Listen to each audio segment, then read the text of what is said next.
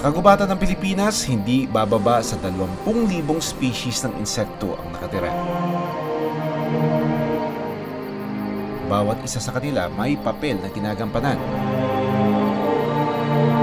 Tulad ng mga iniidolo nating superheroes, hindi lang ang astig nilang costume o panlabas na anyo ang pwede nilang ipagmalaki.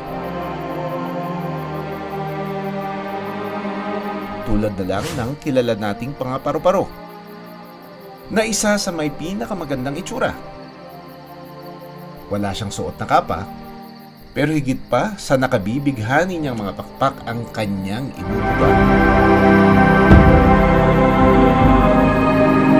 Napakahalaga ng trabaho nila bilang pollinators o tagapagparami ng mga halaman.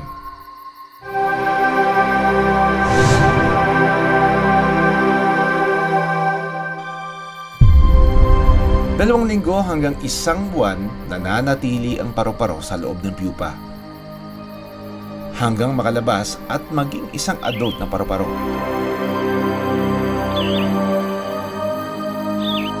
Mula sa oras na ito, buong puso ng gagampanan ng paru-paro ang kanyang pagtulong sa kagubatan.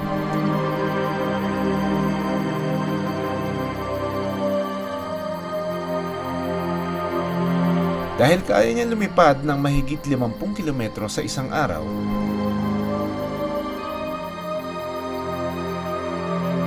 marami-rami rin ang bulaklak at halaman na kanilang natutulungang paramihin.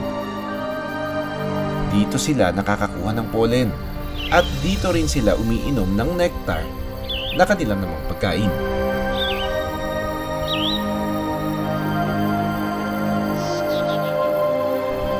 Sa paglipat-lipat ng bulaklak, kinakalat nila ang mga pollen na siyang nakapagpaparami ng mga halaman.